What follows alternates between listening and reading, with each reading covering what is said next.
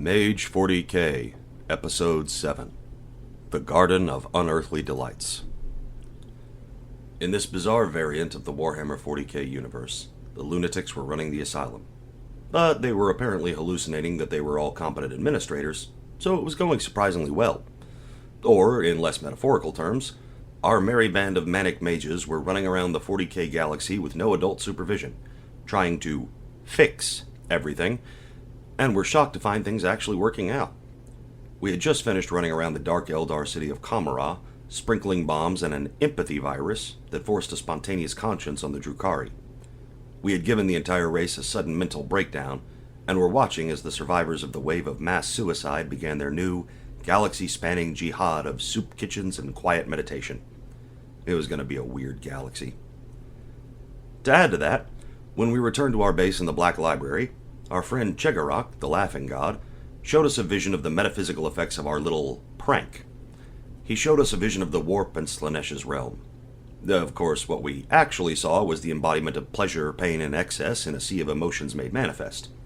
But with the help of a mystical mental filter, our brains didn't squirt out our nostrils, and what we interpreted things as was the vision of the Prince of Pleasure, wrapped up in a fuzzy pink robe with bunny slippers, sitting on a couch.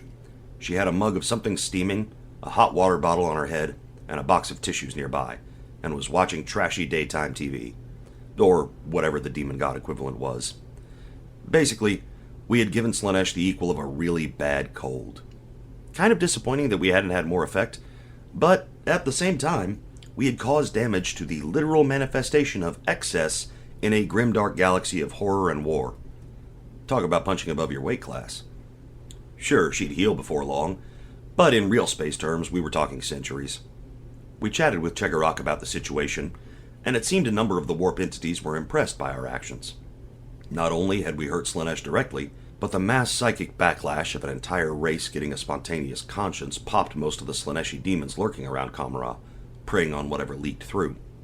Downside, the handful of pretty powerful demons that had survived had identified us, more or less, and we were now on a hit list.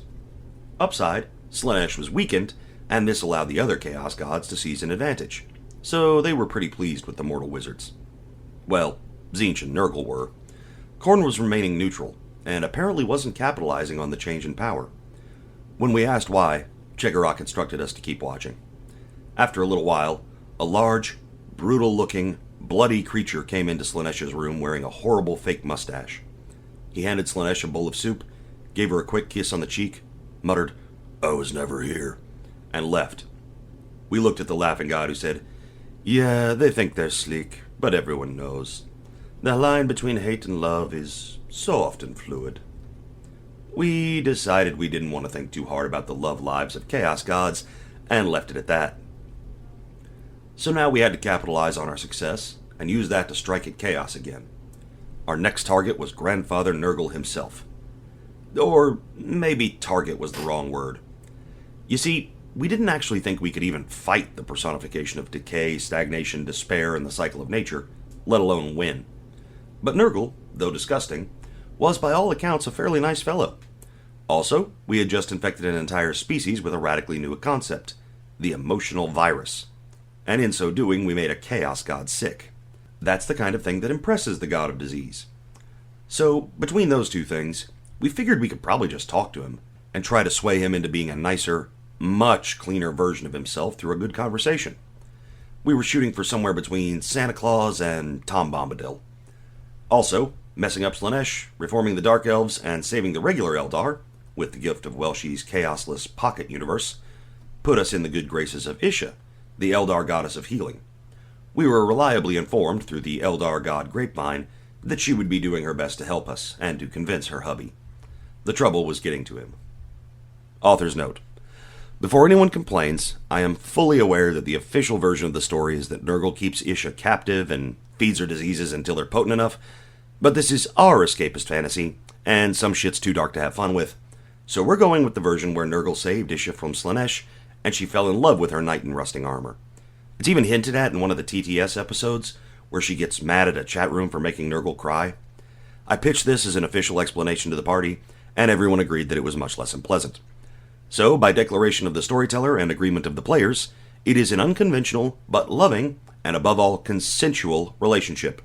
And corn can take anyone who complains. End of note. On the plus side, we were in the Black Library, so we had full access to the length and breadth of the webway.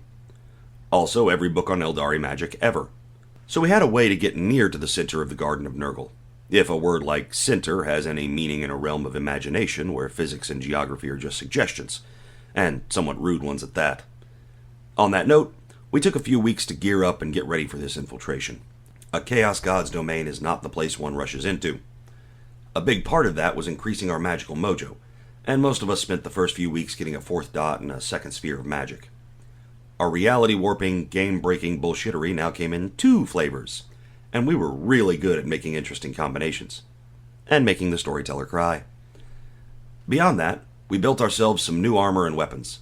We had our Necrodermis carapace armor, and we blended it with some Eldari and Tau tech, and a heaping helping of magic nonsense to make it actually work, and ended up with a thinner, more flexible, but still incredibly strong and self-repairing suit of body armor, that also came with a body-covering force field. The field didn't block damage, but it did filter the air incredibly well, allowing us to breathe in the most toxic of atmospheres. And it also doubled as a spacesuit if needed. It could be broken or overpowered, so we had to be wary of direct attack, but we didn't need to worry about taking general environmental damage. Also, Welshie used his technocratic sci-fi replicator to create a large group-size force field generator. Basically, it was a giant bug zapper for the inevitable swarms of flies. We thought this should handle things, until we pointed out that we were traveling to a realm of madness and emotions, where we would be surrounded by the psychic conglomeration of all disease, decay, and death throughout the entire galaxy. Maybe we might want something to protect our minds. Fortunately, Chegarok, and we found out later, Isha, provided us with a mental filter, much like when we saw Slaanesh, so we could operate in relative sanity. Finally, we armed ourselves with new weapons, by which I mean we generated some long, thin metal tubes of spare Necrodermis, then summoned our Gretchen mechanic/captive, Whiny. We pointed at the sticks, said, "Those are flamethrowers, make 'em work right," and let orky nonsense do its work. When this just resulted in him looking confused for a second, then saying, "Nah, these is pipes," Bard decided to put his new mind abilities to the test. His fourth dot allowed him to change people's minds. Literally. He could go into their minds and force them to believe whatever he wanted, with varying degrees of difficulty. This had the potential to be ludicrously unethical, but fortunately for everyone, Bard, though a definite grey hat, tended towards the light side. And he was oath to serve Coyote, so he tended to use his phenomenal cosmic powers for wackiness and mischief rather than outright malevolence. That being the case, he was careful not to hurt Whiny or do anything to his personality. He just made it so the little guy saw the tubes and recognized them as clearly flamethrowers. It was as obvious as the idea that things fall down when you drop them. All he had to do was put them together. And then we let the orc psychic field do its work, aided by a little luck-altering wrist dislocation by Critical. Soon, we each had a metal backpack with a hose leading to a slender pipe, which laid down a blast of burning promethium every time we pulled the trigger, and no limit on fuel, since we had never actually put any in the first place. For a few minutes, we considered trying to make several man-portable versions of the black hole guns the Dark Elves had fired at us, but Competence, who was stuck holding the morality ball at the moment, decided that even if we could manage it in enough time, our crew really couldn't be trusted with that sort of foolishness, and we were dangerous enough with our magic powers as it is. So equipped, we set off for Nurgle's garden. We talked to Chegarok, who had been talking with Isha, and we decided that, to get the grandfather's attention, we had to cleanse portions of the garden. Life magic was the obvious tactic, but we could also use matter, forces, or a number of any other magical styles to get the job done. Although Bard, being a mind/spirit mage, felt somewhat useless until Competence suggested we summon the spirit of Mr. Clean to accompany us. This led to a debate over whether or not Nurgle would consider that an act of war, but we decided to try anyway. The 2 spirit mages led the group in a mass seance, and a spirit of something came through. It was humanish in form, but hard to make out because it was glowing with pure white light. But it also seemed to be vibrating, and doing the spiritual equivalent of pacing back and forth rubbing its hands. It started mumbling about how dirty everything was, even in an Eldar vessel, and scrubbing random surfaces with a handkerchief. Some discussion revealed that it was the spirit of OCD. Close enough. We politely offered a warm beverage, then explained our plan. When we got to the part about bringing it into the garden with us, the spirit emitted a small shriek and began shaking its head. It stated that it supported our mission, but there was no way it was going somewhere that gross. But it did give us a spray bottle of magical cleaning fluid, wished us the best, and vanished. Of course, we turned the bottle into a series of grenades. Although, again, infinite fluid, so we had the spray bottle too. So we had God Bleach, trademark, to go with our flamethrowers and sci-fi hazmat suits. Our last idea was a gift offering. After a few minutes, we came up with either a disease to turn Tyranids into dogs, space dogs, so they could breathe in space, they would eat all the food on a planet, but only from your plate, or Cloaca dentata, a form of vagina dentata that works on birds, and therefore works on both human genitalia and sphincters, which one of our friends had created in a game where she was playing a bird woman. The absolute freak. We figured Grandfather Nurgle would get a chuckle out of that one. We even went so far as to create a vial of the stuff, and were planning on how to transport it with utmost care, when Weeb interrupted. Moving at magical speed, he grabbed the vial, carefully but quickly walked to the engine rooms powering the Black Library, tossed in the vial, and told the engineers to crank everything to 11 for about 10 minutes. That done, he marched back to our lab and proceeded to berate us about trying to give the god of evil disease the worst nightmare fuel we had ever envisioned. Seriously, why would you even put that idea into Nurgle's head? We're supposed to be the smart ones. It was quite an impressive haranguing, and lasted for about 2 hours. At 45 minutes, a number of harlequins, attracted by the sounds of prolonged screaming, came to watch the show, and gave it rave reviews. When Weeb started to run out of insults, they even provided helpful suggestions, such as, "I can't believe you Lackwits couldn't find 2 brain cells to rub together," and so on. But once we had the stupid yelled out of us, we decided we were prepared as we were going to be. Also, when no one was looking, Competence made another vial, just in case. We came out of the webway looking like real badasses. Seriously, I wish there had been a camera crew. From the garden, it looked like a tear opened up in space, and 7 armored figures, backlit by the glowing light, walked through the fog in dramatic slow motion. Except it didn't just look slow. We really had a hard time moving at first. The air felt thick. But after a minute, we got a handle on things. Regardless, the few tiny Nurglings that saw us ran shrieking at the invasion.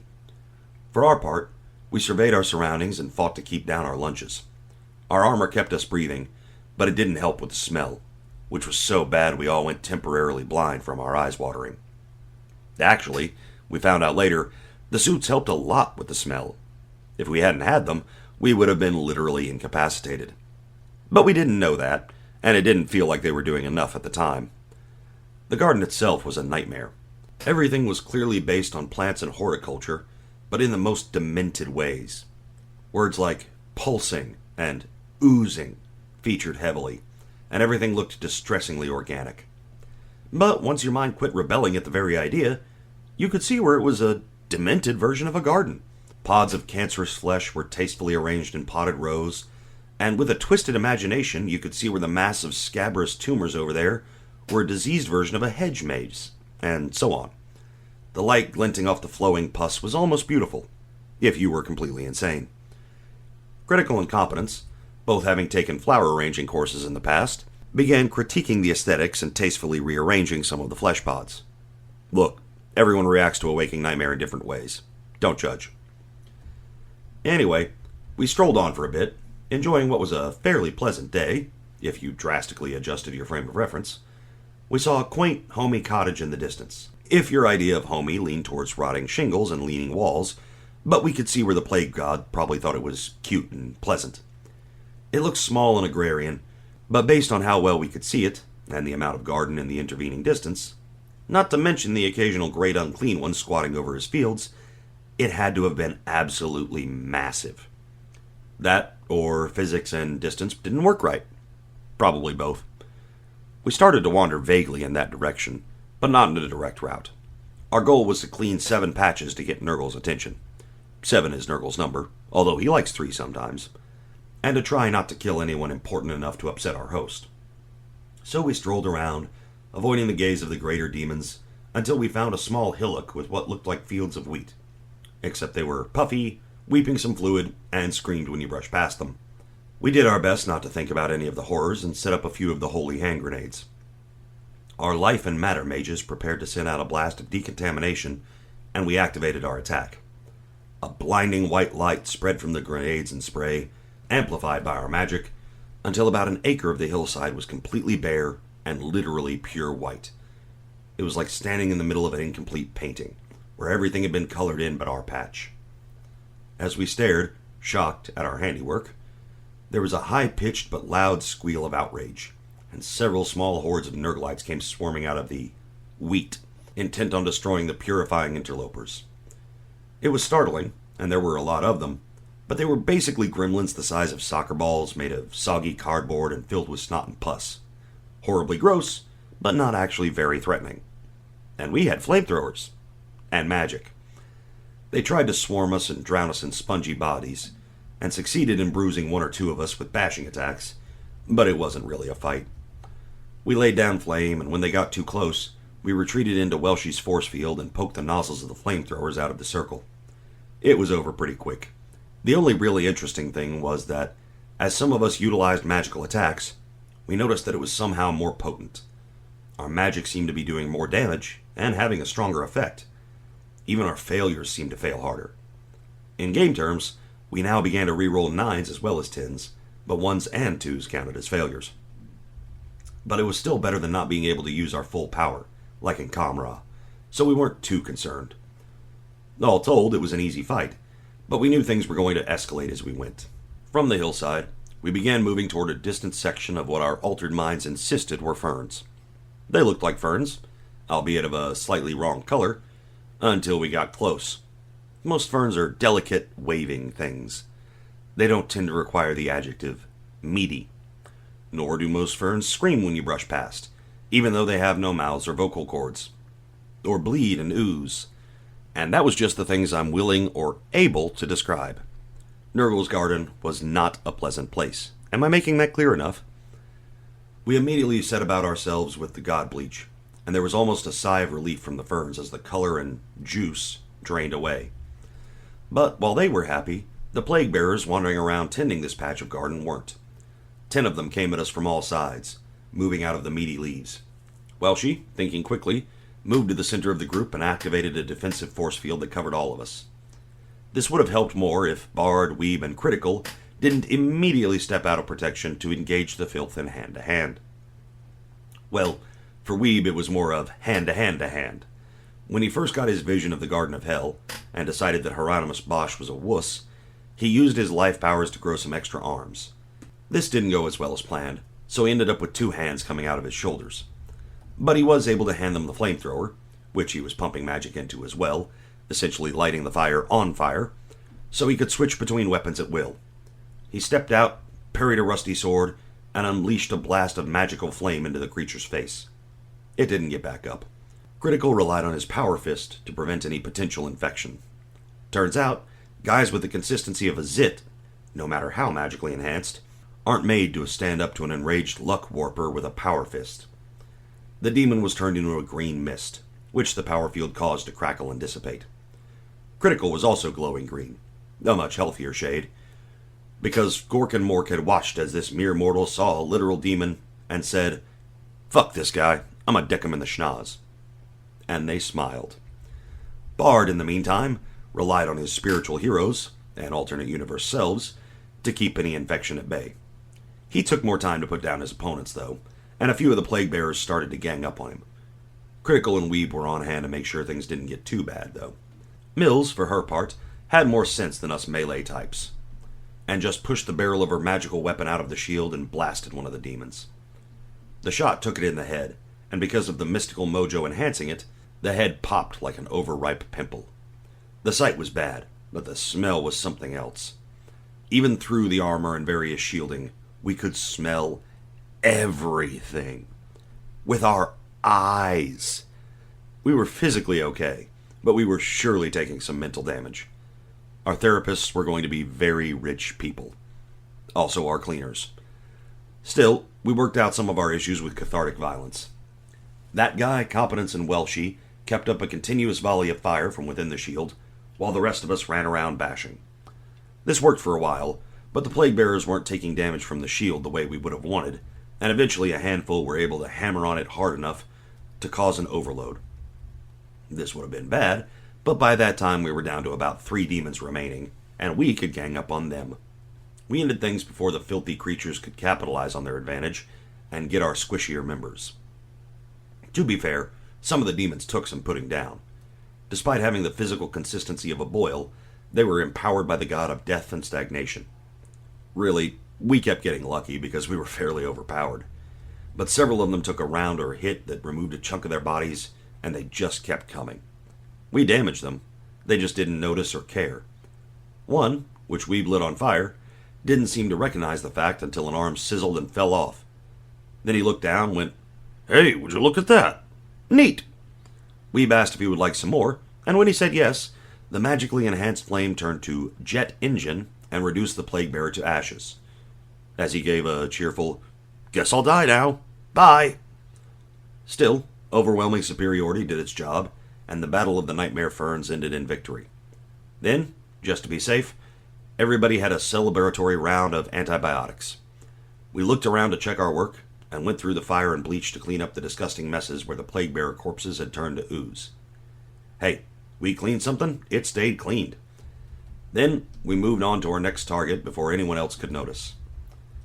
Keeping out of the immediate eye line of anything large, such as the great unclean ones keeping watch over parts of the garden, we made our way to what we referred to as the color patch. It was a fascinating riot of colors. It shouldn't be possible to combine purple, green, and 11 into one beautiful, pustule-laden, weeping flower, but here we were. Weeb was pretty sure one of the colors was anxiety. We tried not to think about it as we set about cleansing things. I will note that this time, as we did our work, the flowers seemed somewhat depressed that they were no longer a riot of psychedelic color. When they started to complain, we figured that they were alive and once mortals. If so, killing them was a mercy to them. If they were demons, then it was a mercy to the rest of the universe. So fire was applied. We expected an angry outcry when we turned the colorful area into a pure, wholesome white. Instead, there was a disturbing bout of laughter and some strange, shrill music as a coterie of what looked like plague bearers appeared. Except that these demons were clearly on the good drugs and were having the time of their lives. Really, very cheerful fellows. They were laughing and dancing as they came into our bleached arena, playing on what looked like nightmare bagpipes, if they were made of intestines and produced brain-splitting noise. So basically, just bagpipes. Still, what we had identified as sloppity bilepipers were probably going to be an issue. And indeed they were. We assumed a defensive ring as the pipers encircled us. Then they started to play and tell dad jokes. Something about the absurdity of the situation, seeing so bad they're good stand-up acts in the middle of a diseased hell, struck us as funny. Hilarious, in fact. So much so that we started to convulse with laughter. We found out later that this attack went straight at the soul, so we had to rely on our connections to our avatars to defend us. Not a defensive stat most of us had worked on. Well, critical was fine, and most of the rest of us managed to shake it off with only some bruised abdominal muscles and general soreness.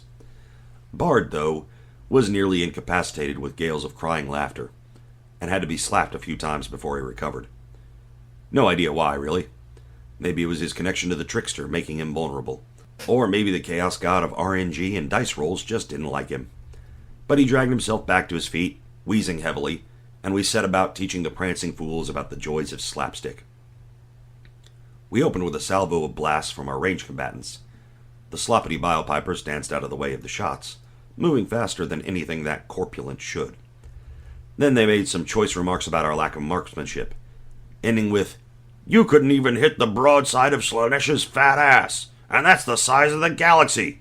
Talk about your black holes, yuck, yuck, yuck." This resulted in some pain giggling from Bard, but mostly a resolve to teach them to respect our authority, by which I mean our capacity for violence. That guy wasn't too concerned with respect, though, and ran up to one of the pipers with a red ball, shaped like a squig, in his dog-like mouth. He dropped it in front of one of the pipers and stared at him expectantly. The demon, inspired by the spirit of fun, grabbed the ball and threw it. He turned to level another blast at the rest of the party, but before he could even raise the horrible bagpipes, that guy was back, and the ball was dropped at the demon's feet. He threw it again, but that guy accessed his canine speed and nearly teleported. The Bile Piper was out of the fight, but he was having a great time, as was that guy. Also, every time he touched the ball, it got grosser and slimier, but dogs don't always care about that. For her part, Competence decided that turnabout was fair play. If they were going to attack our souls with humor, she'd strip the laughter from theirs. She called upon her spirit magic and summoned the quintessence of unfunny, which she hurled at the demons. The spirit manifested as Ben Stein. You know, Bueller, Bueller, Bueller, and struck two of the slower-moving pipers. One froze in existential horror and stood there weeping silently for the rest of the fight. The other just turned into an accountant. As the Stein spirit entered him, he threw down his pipers and gesture stick in disgust, whipped off his motley hat, pulled a tie and clipboard from somewhere, and retired to the edge of the cleansed area to catalog the cost in time and labor of our rampage. Poor bastard. Oh well, at least Nurgle always has a place for tallymen. Welshie, in true Romulan fashion, activated a cloaking device and went to hide in the midst of the party. Although he did use his position to start sniping and lending general support, so it wasn't pure cowardice. Still, one of the pipers shouted, "Oh, start a fight with some weaklings, then run off to hide behind actual warriors once they start fighting back. How very British of you." Well, she wasn't British, but despite his name, he was a pretty big Anglophile, so the remark stung. We wondered for a minute how the demon knew about that, but figured it was just regular warpy bullshit and not a huge cause for concern. In another part of the field, Bard decided to reinforce himself with the most powerful, grim figure he could think of. He reached out across the multiverse and imbued himself with the spirit of Batman, who, as noted in Batman Beyond, has got no sense of humor. He wouldn't know a joke if it bit him in the cape. Bard's body was flooded with pure stoicism and an inability to acknowledge pain. He felt it, he just wasn't allowed to care. The next time a Bile Piper tried to hit him with the spirit-rending laugh, he just said, "Amusing," and punched the demon in the jaw. That still didn't heal the damage, though, and it made his connection to the trickster wobbly if he kept it up for too long. Fortunately, Weeb had a plan, which he let us know by shouting, "I have a plan!" When someone tried to interject, he shouted back, "Hey, I get to be a combat healer for once. I'm a life mage. Let me do my job!" And we complied.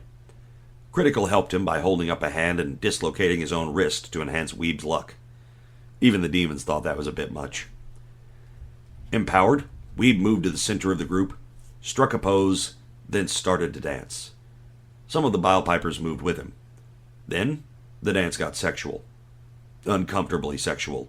Literally, the rote he made states, "Incubus Weeb begins to dance. The dance is overtly and uncomfortably sexual." He channeled his life mage through sexual kundalini energy and broadcast it to the group. We had the option to accept the healing or not, consent being important, but if we did, we became uncomfortably aroused. If we went into that, though, we did even more damage. But we could resist the healing and sexy vibes.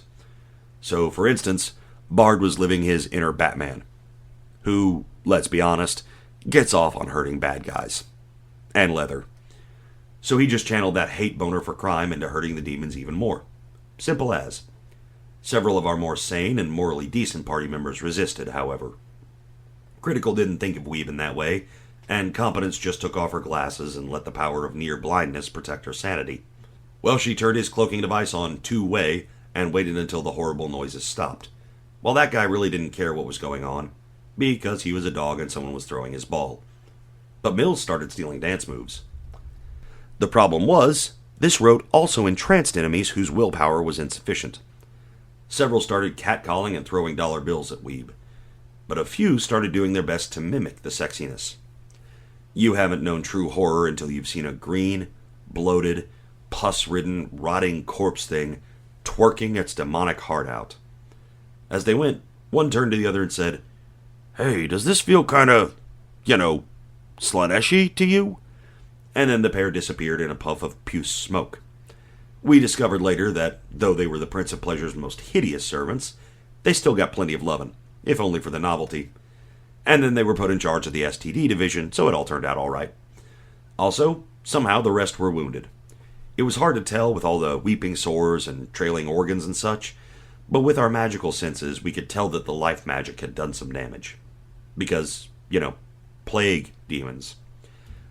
While Weeb danced his heart out and entranced most of the demons, that guy convinced another bile piper that the game of fetch looked like a blast, and we set about finishing off the rest of the basically stun-locked combatants. Mills used her mind abilities to convince one that his feet were boiling. Not on fire, but literally boiling. But since the creature really didn't do pain, it just said cheerfully, "Wow, this is horrible. I hate this. It feels like all my lovely filth is being purged and bleached of life. Oh, neat, it gets worse."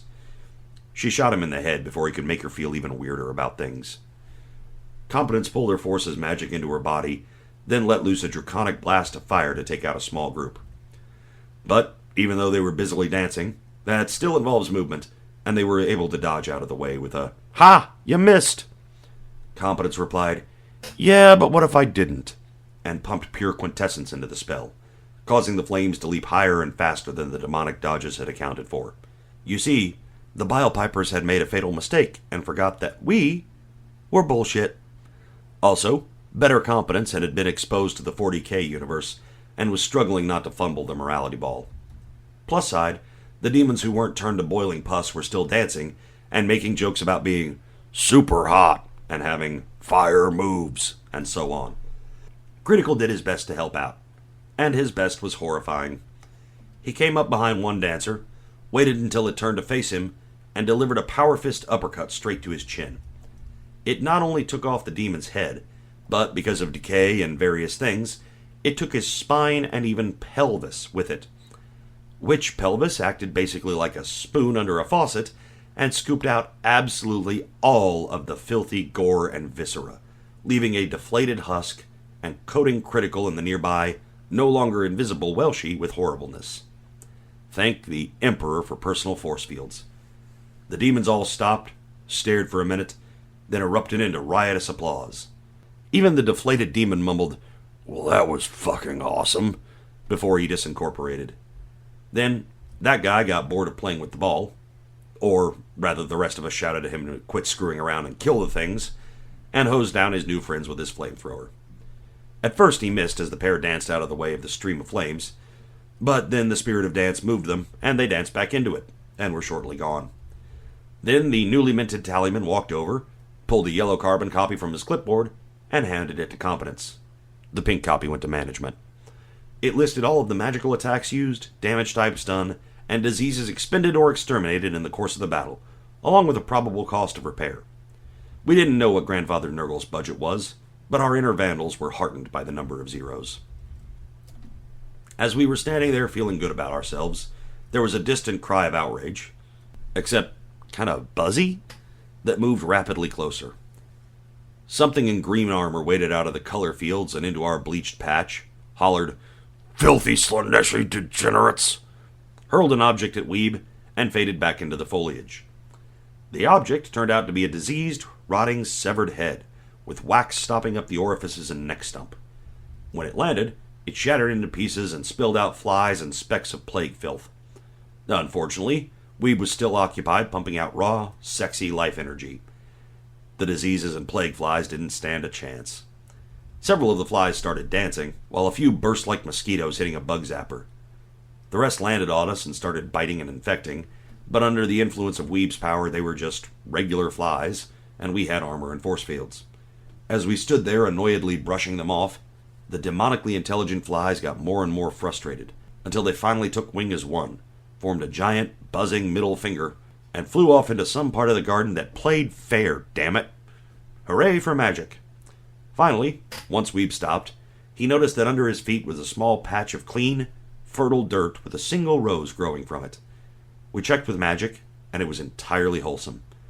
We dug it up and put it in a box to deliver to Isha, since it would probably get corrupted as the filth regrew if we left it.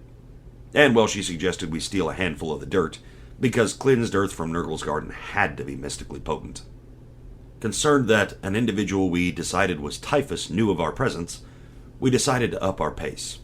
We headed for something we translated as the Walk of Flowers. It was very nice, in that Nurgle-y sort of way, A neat cobblestone path led to a tasteful passage through magnificent potted plants. Except that, when we made the bad call to think about it, the cobblestones were both hard and soft at the same time. Kinda firm, but with a squishiness deep within. Then we realized it. We were walking on giant zits. After the vomiting ceased, Weeb informed us that the technical term was carbuncles. After another round of vomiting, we wondered if we should employ the god bleach, but that guy asked where the pus would go when they popped. One last vomit later, we moved on as quickly, but daintily, as we could. We came to flowers, which were even larger when we got up close. They were people-sized. Because they were people. Humans, Eldar, and some other races were each planted in a pot, with their legs, or leg analogs, melded into stems as they got closer to the, for want of a better word, dirt. Their flesh was covered in scabs and sores that formed decorative patterns, while patches of their skin and muscle curled up and grew out to form horrible meat petals. They were all moaning in agony, except for a single orc who was raging at anyone and everyone that there had been a horrible mistake and he shouldn't be here. "Someone's gonna get crump for this. This is absolute grot shit. I demands to see the manager." We would have called him a Karen, but he seemed to have a legitimate complaint. We asked if they wanted a merciful death, and there was a unanimous cry of yes, except for the orc, who wanted other people to have an unmerciful death. So we set about with magic, flamethrowers, and other instruments of destruction to grant as quick and clean a death as possible to the poor suckers. Then got to work with the god bleach. As we went, our life and spirit mages went to rescue the lone orc. Well, we ran around collecting samples of the various diseases into spontaneously created test tubes for research and hopefully curing later. The orc was a bit suspicious of Dahumis, especially here, but when he saw a greenish glow around us, for we had been blessed by Gork and Mork, he decided we were orky humies, and that was good enough. Once we had freed him, we healed his horrible wounds and infections, and then set about cleansing him of disease. Competence went a little overboard, though, and with critical enhancing her magic, she imbued him with the power of Mr. Clean, creating the universe's first white orc. He was also huge, because of all the spiritual oomph. His only complaint was that green was still best, and when he asked for some markers to fix it, Weeb used some basic cosmetic magic to fix his skin. It was a dark green, in keeping with his size, but there was something like cracks at all of his joints that pulsed white light. Then Weeb asked him to open his mouth and took some swabs, declaring that the antibodies had to be amazing. As we hit the rest of the corpse flowers, they gave shouts of pain, but also relief. A few of them described it as a cleansing hurt. The mind mages did what they could to ease things, but the poor creatures were still relieved at being allowed to die. Once more in the distance, there was a buzzing cry of rage, this time followed by a cry of, "Sick 'em!" Then we felt something moving toward us. But instead of an angry typhus, or demon flies, or whatever, we felt something joyful and loving coming our way. Something big. Then we saw them. A new friend for each of us. 7 huge beasts of Nurgle came oozing down the path, popping cobblestones as they went. Sometimes they would double back to get the ones they missed and then giggle, like kids playing with bubble wrap. We knew enough to know we couldn't kill them, no matter what. The nasty things were basically disgusting puppies and only wanted to hug us. But they were the size of a minivan and coated in slime and grossness. That we would be infected with horrible diseases and crushed to death, they simply didn't realize. But if we killed them, they would be horribly hurt and become angry and reincarnate as demon flies intent on hunting down the creature that had refused their love. Bad times. So, as the beasts each moved to make a new friend, we prepared to employ our non-lethal abilities. Needless to say, we were nervous. Well, most of us. That guy was just fine, being a dog. He saw a large, disgusting puppy that wanted to play, and he tossed a ball to it. This turned into a fantastic game of fetch, and the two left the battle to play around. We got a little worried later on when we looked up to see the beast chasing that guy around the walkway, but after a minute or two they went back the other way with that guy pursuing the beast, so we decided it was just a normal case of zoomies. Similarly, Bard treated his beast like a large puppy. He got hugged before he could do much, but wriggled out with only some minor bruised ribs. Then he flooded the beast with mind magic to convey the idea that A, gentle hugs were lovely, but B, belly rubs were better. The beast was fascinated by this new concept and rolled over with a happy noise. Bard spent the fight, if you can really call it that, giving lots of pets and only taking minor burns and infections thanks to his armor, which our life mages were able to heal later on. Finally, she produced a life-size plushie of himself, which he placed in front of the beast before cloaking and moving away. The creature proceeded to hug the stuffed toy, sometimes with its teeth, in the manner of young dogs everywhere, but clearly with lots of love. Brutal, brutal love. From his position of safety, she produced a number of interesting light shows to distract the creatures, with some success. The rest of the party got to experience said love more directly, as they responded too slowly to prevent a mass hugging. Critical began parrying with his martial arts knowledge, careful not to activate the power field on his power fist and do actual damage. He spent the entire fight doing this, dodging the beast and pushing it away gently but firmly, which the beast, like any dog, thought was a fun game. So they were fully occupied. Competence summoned a sturdy metal box around herself. This stopped any damage, but she was a bit disturbed to realize, magically, that the beast was starting to corrode her sanctuary. Weeb was still in shapeshifter mode, so although he took some damage, he was able to dodge, his body moving more fluidly than it probably should have. He then set about dodging more while he modified a batch of the empathy virus, never leave home without it, to emphasize gentleness and tenderness. Once it was done and attached to one of our flying squigs, i.e. he pulled the squig out of hammer space, dunked it in a vial of the new virus, and swirled it around for a minute, he ordered it to fly around and bop the beasts. It had some effect, but it took time for such concepts to get through their thick, slimy skulls, so it wasn't a fight ender. Mills, on the other hand, had been trying to find something to scare the creatures, and realized that nothing was that scary to a giant, disease-ridden cocker spaniel that's impervious to pain. So she was somewhat occupied when it lunged for her with terminal joy, and she got entangled in its slimy embrace. She later described it as the most horrible, but comforting thing she had ever experienced.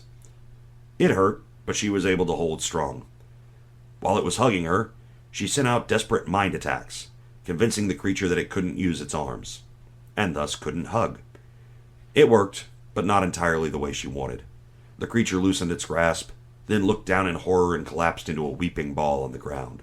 Mills felt really bad about herself, and the rest of us gave her a look, especially when she repeated the trick on another beast a few minutes later. Not to worry, she turned them back once everyone had calmed down, and had to threaten to do it again when they tried to respond to their healing with celebratory hugs. Trapped in her rapidly dissolving box, Confidence tried to call on a multiversal spirit.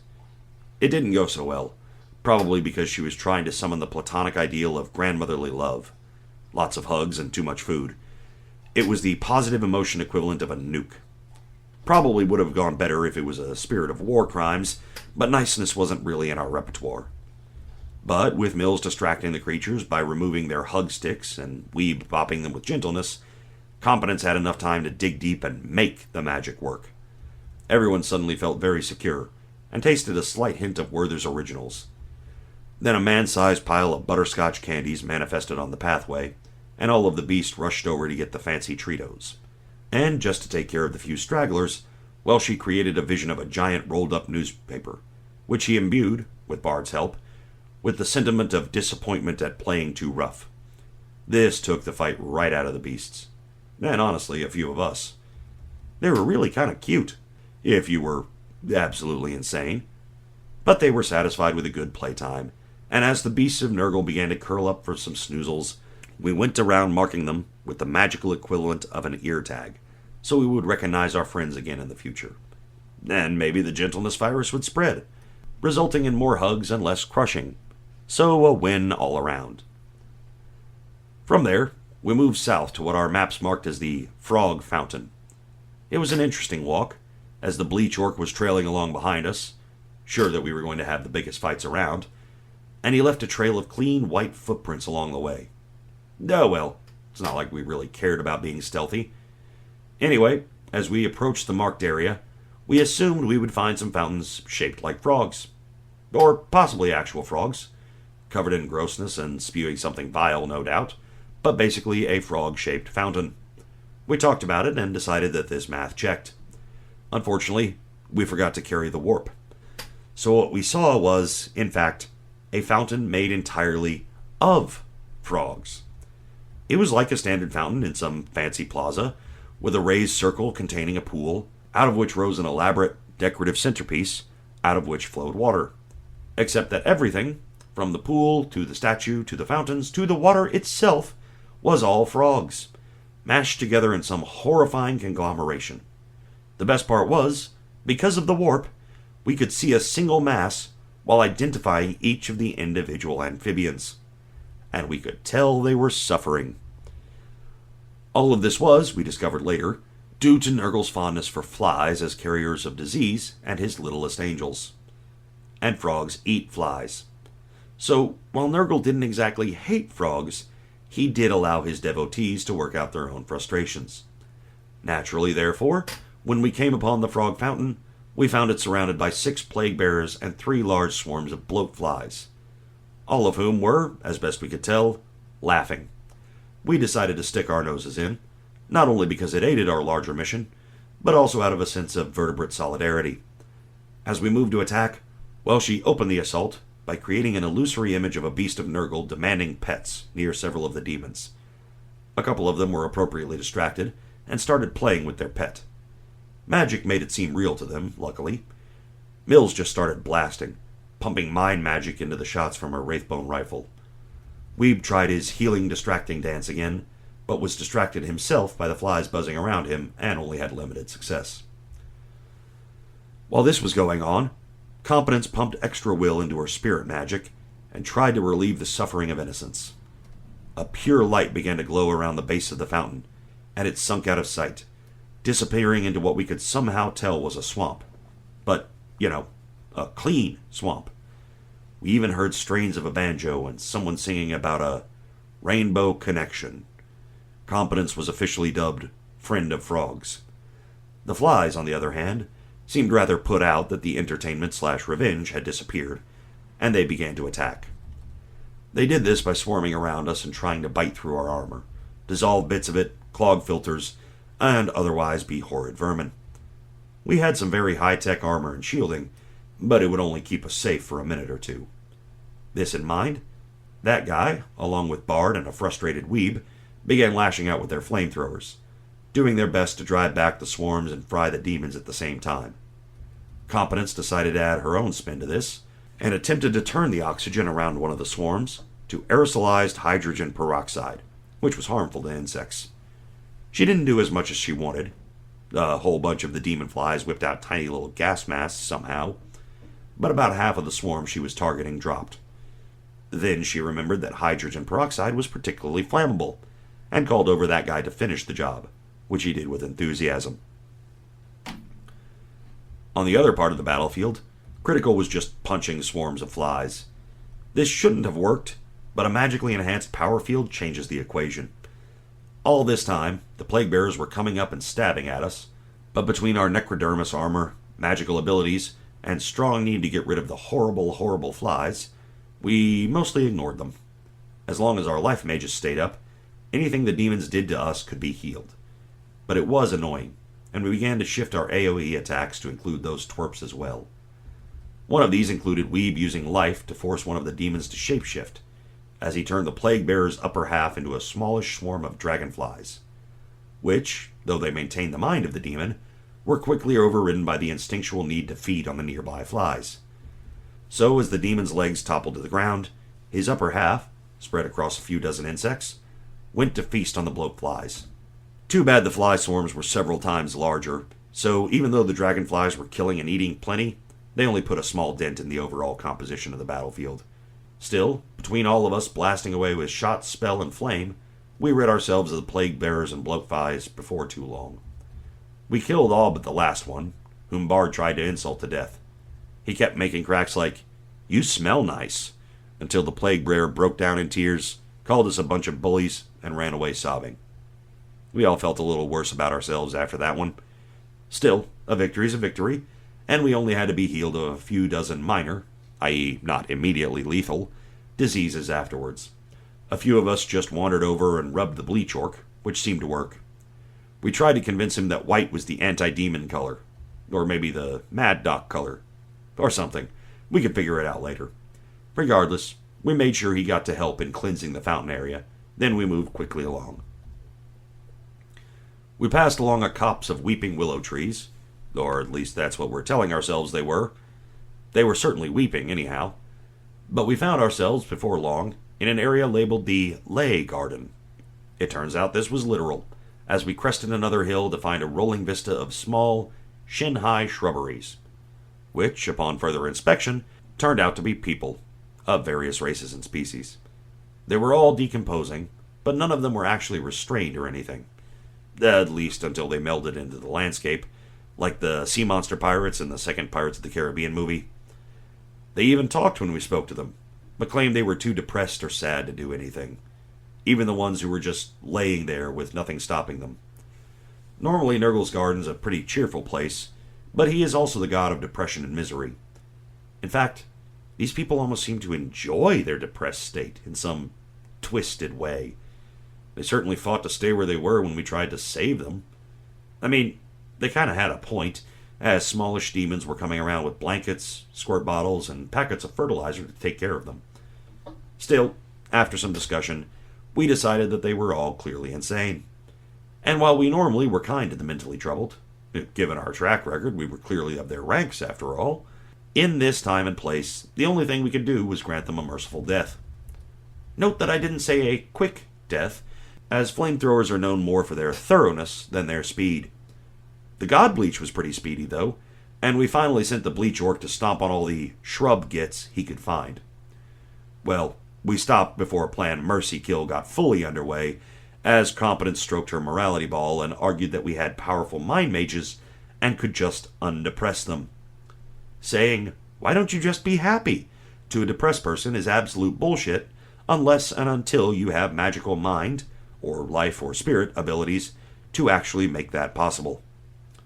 Plus, that guy, being a dog, just ran around the place, flopping onto his back near depressed people and demanding belly rubs. It's hard to be too depressed around a silly dog. Or dog man. And Weeb, of course, ran around taking samples. Before long, we had finished our mission of actual mercy, instead of our planned killing spree, and set about cleansing the grounds, after the souls trapped in this immediate region had been dispersed peacefully. We then heard another cry of rage and buzzing, which sounded like, "Grandfather, damn it, you have got to be fucking kidding me. I have had just about enough of this silly shit." And over the hill came a squad of plague marines, led by who we knew to be Titus. We had come into the garden to get noticed, and boy had we succeeded. As the bloated, putrescent marines approached, Typhus hurled another severed head, but we dodged before it burst on the ground to leave a pile of goo and a small horde of demon flies. And they were too far away to harm anyone, so they dispersed. Then Typhus himself started to buzz, and we all got worried. For his part, Bard tried to channel the power of the Wa and the favor of Gork and Mork, but only ended up trying to charge, slipping on a bit of gross, and landing face first in something unspeakable. The Marines were too professional to notice, but there was a spectral He kept trying for most of the fight, though, and finally gained the power, madness, and imperviousness to damage, or, I suppose I should say, imperviousness to caring about damage, of a rampaging orc, just in time to take a bunch of toxic bolter rounds to the chest. He kept going, but it was clearly a too stupid to notice he's dying thing. Everyone was a bit distracted by this, but Mills did get off a good shot that took a chunk out of one of the Chaos Marines. The squad apparently took this personally and returned fire as a unit. Well, she had not set up his force field yet, so we were stuck trying to take cover behind a few piles of especially decayed bodies. It went poorly, and we all took a lot of damage. This is why you don't engage in firefights in open fields and pleasant gardens, kids. And, as extra fun, in addition to being shot and bleeding, we were also poisoned by the horribleness in/on/around the bullets. We did have several vials of literal panacea, so it wasn't necessarily fatal, but we were going to have to finish the fight before we could use it. Plus, most of us had mystical means to try to shake off the demon disease, but it was a stubborn sucker and we had limited luck, despite our best efforts. Still, Critical did his thing and charged forward to engage the Marines in melee. His power fish lashed out as he shouted "Wah!" It worked for him, and he was able to deliver a surprisingly devastating blow.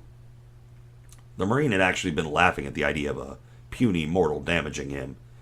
He didn't even bother to dodge or parry, just took the hit and kept laughing. For a second or two, then said, "Hey guys, I feel kind of funny." Then he exploded. Apparently, the secret of the Fist of the North Star is delayed entropy magic in an orc-enhanced power fist. Also, Critical was now absolutely coated in the nastiest of gore. Again. The armor shields were holding and keeping him uninfected by the muck, but it was still unpleasant to look at. And the stuff made a sickening glorp as it slid off. Weeb had been studying the bleach orc since we met him, and was skilled enough at life magic and general biological sciences to tinker with his handy pocket squigs on the fly. Some magic allowed him to summon a horde of winged squigs, infect them with viral hygiene, and toss them at the Marines with orders to make friends. He also shoved one of the squigs into his bullet hole to disinfect himself, and suggested everyone poisoned lick one of his pets. It took some goading, but we eventually complied. That guy tried to help by doing his stunlock thing on Typhus. He ran up, dropped his red squeaky squig at the monster's feet, then looked meaningly from Typhus to the ball and back. Typhus stared for just a moment, clearly a tad confused, and then said, "Are you fucking joking?" and brandished his flamer. This was going to go poorly. Both for that guy, obviously, and for Typhus, because he was about to harm the party's dog, and we were the types to make John Wick look subtle and restrained. Still, for once, we weren't having it all our own way, and Welshie popped his portable shield to give us some breathing room. But his aim was off, and it left that guy in Critical outside the protection. They could move back and forth at will, it being a techno-magical shield tuned to our genetic sequences, or auras, or something. But still, Competence tried to do her oxygen transmogrification trick on the air around the captain of the Plague Marines, but Typhus's psychic abilities saw it coming, and for once her war crimes missed entirely. She had wanted to turn the air around him into the god bleach, but she only made a white cloud a few feet away from the Marine's new position. Then Typhus belched. The noise was a mix between a yell, a fart, and vomiting, as a gigantic 20-foot wide swarm of flies burst forth from within Typhus's armor, and his person, and came to the attack. Demon flies are still flies, though, and not exactly known for brains or tactical brilliance. They flew on a straight line to the party, which brought them into the bleach cloud. They didn't all die, but it did thin their numbers somewhat, as the swarm pulled back in confusion, and then redirected to bash against our shields. Typhus wasn't done, though, and blasted that guy. He was unable to dodge a direct hit, and only singed his fur, but it still hurt. From within the shield, Weeb taunted, "Oh, a flamer. Not far from our Imperial roots, eh, big man?" "Look, classics are classics for a reason." "I'm just saying, Vulcan would approve." "Oh, you little shit!" Hey, emotional damage is still damage, and every little bit helps. And then Weeb helped even more as he began his sexy dance of healing. Critical, seeing his plan, fractured something. One of the Marines shouted, "Dude!" and aided the process. Then, as bolter rounds pinged off our shield and Welshie began to shout something about critical stress or whatever, Weeb started to gyrate. He created a field of healing life energy, and disturbing sexuality, that we gratefully crawled into, allowing his magic to heal us back to fighting fit. It was not a visible field, however, and the Marines didn't realize it extended beyond the glowing sci-fi force field. Until their putrescence started mending, that is, and they began to scream and writhe. Well, not all of them, but a sizable percentage. Several hurled themselves out of the area of effect in time, but by this point we were back on our collective feet and laying down withering magical and ballistic fire. Between that and the circling bleach squigs, we got our revenge just fine. Typhus was a slightly different story. His psyker abilities let him resist some of the life magic, but only some. Still, he moved around to what he deemed a safer region and began hammering away at our force field with his scythe. It only took a few swings to take down our defenses, but he was now mostly alone, and we could bring all our abilities to bear on the bastard. The flies had been decimated by the bleach cloud and the healing field, so they returned to their shelter inside the Death Guard captain. Their presence obscured his vision just long enough for Bard, under cover of flies, to hit him with a wah-powered tackle. Typhus took some damage, but shrugged off the mortal, only to straighten back up in time to take a shot to the face from Mills. Still, he was managing to hold firm and shrug off our attacks. Until Critical charged, power fist at the ready. We could almost see the moment where Typhus began to dodge, then thought, "No, I'm the mighty Typhus, who brought the entire Death Guard to the Grandfather. I refuse to flee from some mere mortal. Hey, why is everything spinning? Where am I?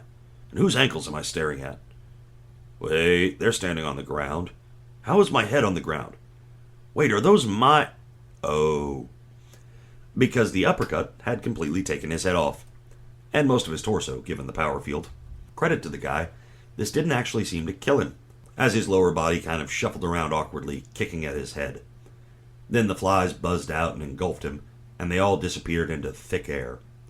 We figured that, while it's hard to kill what is basically a demon in the warp, particularly in his god's domain, we had probably taken him out of the fight for the foreseeable future. To paraphrase Eddie Izzard, sure, there's only certain ways to kill a vampire, but a chainsaw's gonna slow him down some. And so on we went, pretty certain that we were almost finished in our work. One more cleansing should form the correct number and hopefully get us some attention. Well, Weeb gathered up his squigs first so we didn't accidentally release a plague of cleanliness in Nurgle's domain. We were trying to make nice with the Grandfather, and while we would probably appreciate the irony of a plague of hygiene on some level, it wasn't a great look. Also, we found the few remains of Typhus that hadn't been taken by the flies, and Competence moved the bleach cloud directly over it. Then Weeb did another round of his healing dance on the remains, shouting, "This is for the Eisenhorn, motherfucker!" Those of us with spirit magic could hear Typhus's soul buzzing in rage from somewhere.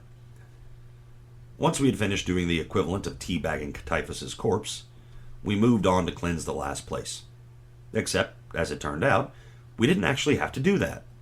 You see, as we walked somewhat closer to the central cottage, we found ourselves moving around a decent-sized hill, which, we soon noticed, was moving up and down slightly.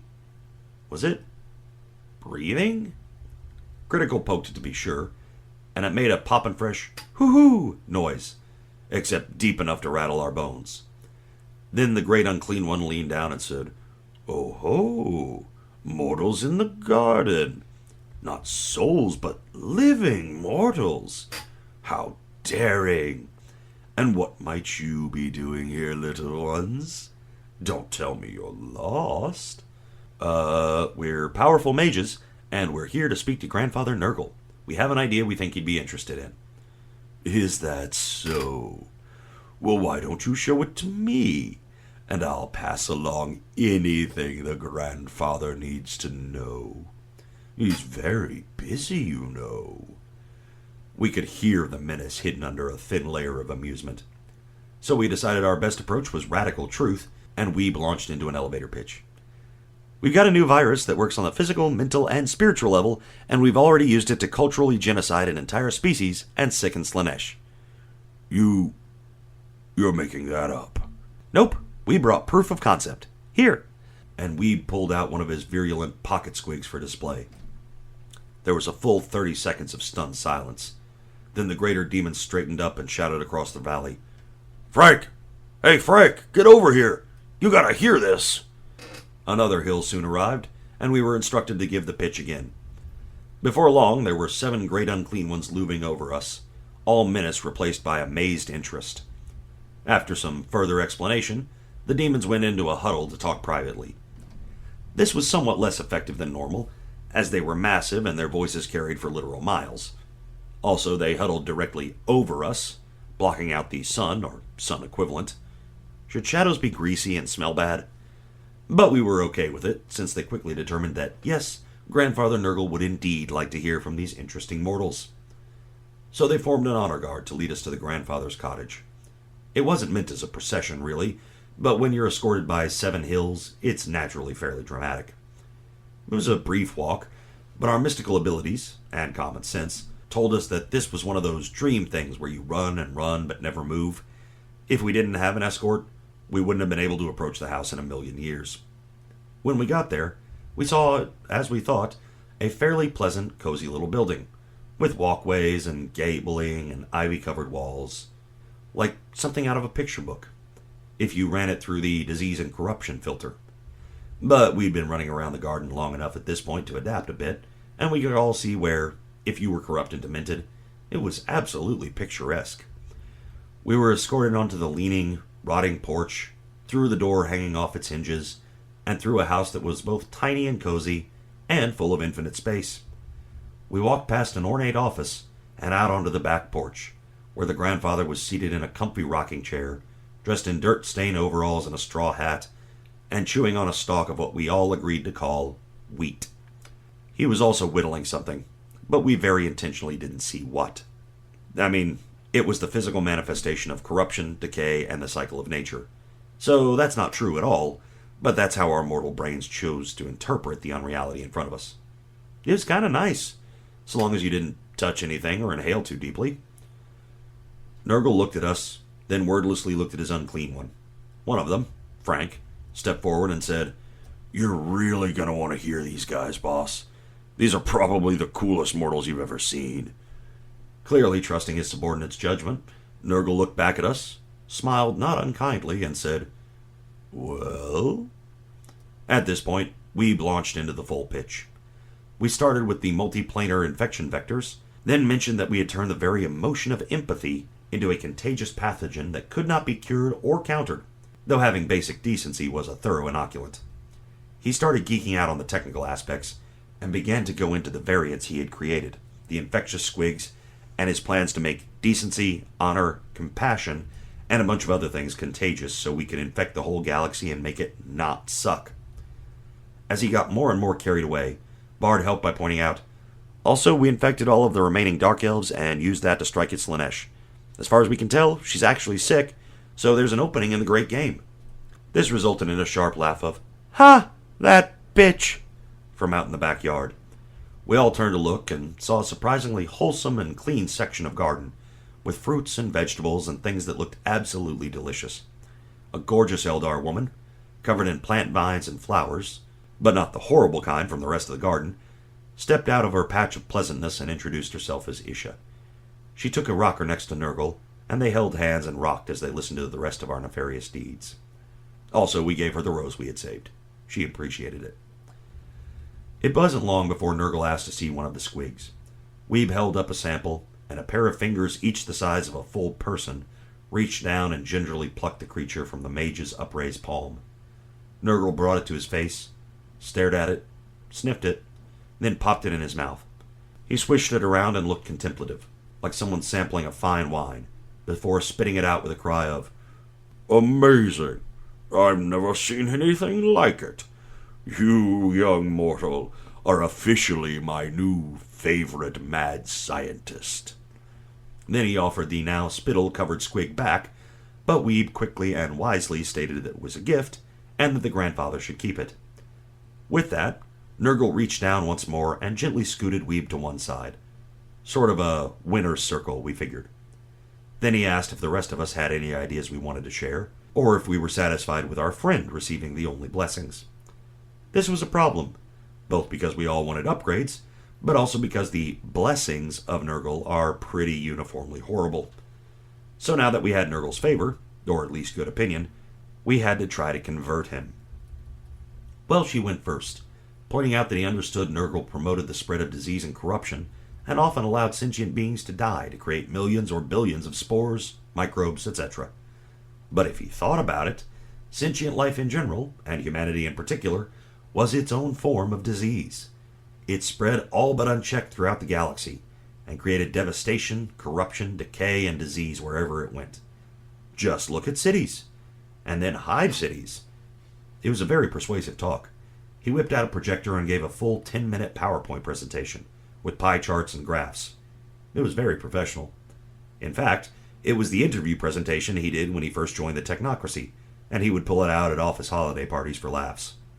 Technocrats are weird, but it worked. Nurgle admitted that there might be something to be said for quality in addition to quantity. Welshie was lightly pushed over towards Weeb. Then it was Bard's turn. He argued that the grandfather was clearly jolly and kind and enjoyed giving gifts. What if, instead of just giving disease, He gave people toys or presents or something. But not just everyone. Kids. He could give them little ant farms, or microbe kits, or chemistry sets, or toys to make them farmers, or any number of things that would promote his, quote, pro-life agenda. Do it once a year, on a special day, to show all the kiddies everywhere that Grandfather Nurgle loved them, and they shouldn't be afraid but love him back. Then, to sweeten the deal, Bard did some spirit magic and reached across the multiverse. He coalesced a chunk of the abstract belief of kids in Santa Claus, from a universe where he was real no less, and offered it to the grandfather and Isha in the form of a bottle of liquor.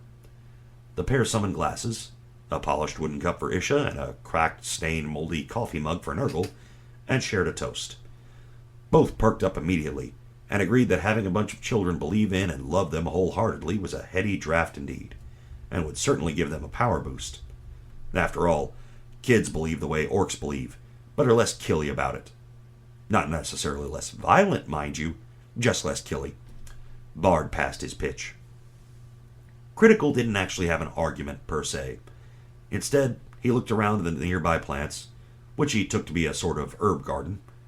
One thing looked a little bit like mint, except fleshy, and one of the leaves looked slightly wilted. He drew the grandfather's attention, then silently pointed at the weakened plant. Then he dislocated his shoulder, causing both gods to inhale sharply, and sent a blast of pure entropy at the mint. It immediately swelled in size and became a glistening, healthy color. In Nurgle terms, but, you know. Nurgle and Isha both oohed appreciatively, and agreed that this mortal could be a useful tool to have around. As Nurgle said, "Why, that's the most infectious batch of chlamydia I've ever seen. I'll decimate the brothel industry with this one. Another blow against Slanesh. Well done, little mortal." Mills wasn't really sure what to do. She mostly worked on broadcasting fear, but when she mentioned that to the party, everyone swiftly stepped away and made frantic, "we don't know her" motions. Trying to intimidate a god is what we in the business call not a smart move.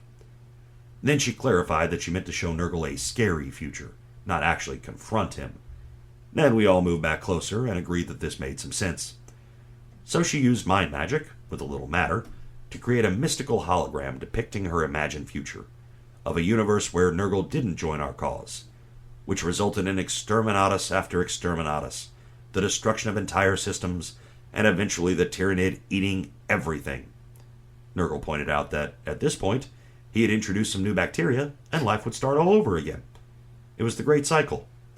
This took the wind entirely out of her sails, and she just sort of sputtered for a minute and got more and more melancholy. She was so dejected and downcast, though, that the grandfather found it hilarious, and rewarded her for giving him a good laugh. After all, Nurgle is not just the god of depression and melancholy, but also the god of those embarrassing moments that you remember when you're trying to go to sleep. It's like infectious depression, after all, and Mills would definitely be reliving this moment for years. That guy decided to make his pitch to both the god and goddess. He pointed out that, since beasts of Nurgle were basically disgusting puppies, the pair must like dogs. Well, we had a plan to infect the Tyrannid with a space puppy virus of some sort. It was still in the workshop phase. But maybe we could also infect them with Isha's form of an antivirus or some other cleansing agent. That is, they could act as a cleanup vector to remove some disease from the galaxy, so Nurgle would have room to make more. In a big cycle. Kind of like shaking an Etch-a-Sketch. Plus, most disinfectants weren't 100% effective, so there'd probably be some mutation into super diseases in a few cases. Nurgle was a little uncertain, although he was bang alongside the space puppy disease, but with the combination of that guy's puppy dog eyes and Isha's gentle nudging, it worked. Finally, Competence moved forward to make her case. She didn't worry about anything related to disease or corruption. Instead, she asked if Nurgle knew much about the multiverse. He said he was aware of it, but had enough to worry about with this galaxy. She pointed out that we had made contact with ourselves from other multiverses, and several had mentioned that their realities had been consumed by a god mimic called Kyle. Kyle was a creation of ours from another campaign, where that guy's character had gotten a pet mimic and fed it a dead god's brain, because none of us could roll high enough to notice and stop him. Then we fed it a bunch of other things, including several whole dead gods and a few multiplanar beings. And yeah, we may or may not have doomed large swaths of the multiverse to being consumed by Kyle, and then existing inside his stomach in a state of semi-permanent digestion for all of time. Oops. Anyway, we were pretty sure he was real, and eventually he would find his way to this universe. Only the combined might of the factions, including the Chaos Gods, had a hope in hell of keeping him at bay. Just to be sure, she used her spirit magic to show images her other selves had supplied of Kyle eating entire universes. Now, she did not note that there was not necessarily a reason to think Kyle was headed this way. The multiverse being infinite and all, he could just eat an infinity of verses throughout the entire concept of time and still not hit this one. But he just as easily could. It was a gamble, but she felt the risk was legitimate enough to allow for some fudging for persuasive purposes. Regardless, it worked just fine, and Nurgle, Isha, and the assorted watching Great Unclean Ones all became very serious. They asked if we had any suggestions, and we detailed our plans to improve, strengthen, and unify the 40K universe. We noted that it would help if they could get the other gods on board.